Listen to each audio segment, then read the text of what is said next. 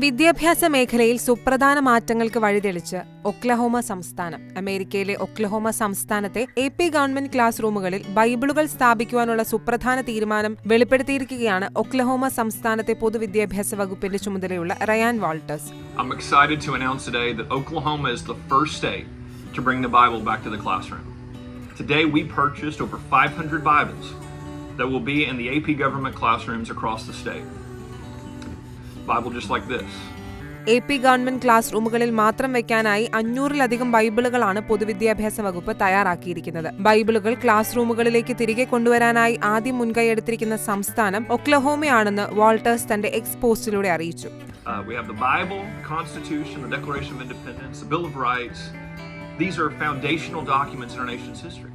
Our kids have to understand the role the Bible played in influencing American history. It's very clear that the radical left has driven the Bible out of the classroom, which leads to a lack of understanding of American history. We will not stop until we've brought the Bible back to every classroom in the state. നമ്മുടെ കുഞ്ഞുങ്ങൾ അമേരിക്കയുടെ ചരിത്രത്തിൽ വിശുദ്ധ Bible ചെലുത്തിയ സ്വാധീനത്തെക്കുറിച്ച് പഠിക്കണമെന്നും പോസ്റ്റിൽ കൂട്ടിച്ചേർത്ത അദ്ദേഹം class റൂമുകളിൽ നിന്ന് Bible നീക്കം ചെയ്ത ഇടതുപക്ഷ നയങ്ങളെ കുറ്റപ്പെടുത്തുകയും ചെയ്തു. തങ്ങളുടെ സംസ്ഥാനത്തെ എല്ലാ ക്ലാസ് റൂമുകളിലും ബൈബിൾ അതിവേഗം സ്ഥാപിക്കണമെന്നാണ് തങ്ങളുടെ ആഗ്രഹമെന്നും അമേരിക്കൻ ചരിത്രത്തെക്കുറിച്ച് പഠിക്കാൻ ആവശ്യമായ എല്ലാ സംവിധാനങ്ങളും പ്രദാനം ചെയ്യുമെന്നും ഈ അടുത്തിറക്കിയ പത്രക്കുറിപ്പിൽ വാൾട്ടേഴ്സ് അറിയിച്ചിട്ടുണ്ട്.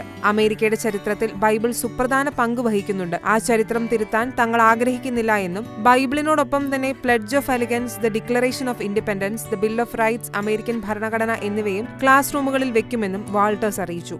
ഒക്ലഹോമ അധ്യാപകനായിരുന്ന റയാൻ വാൾട്ടേഴ്സിനെ 2020 ഒക്ലഹോമ വിദ്യാഭ്യാസ വകുപ്പിന്റെ സെക്രട്ടറിയായി നിയമിച്ചിട്ടുള്ളത്. International desk, Shekinah news.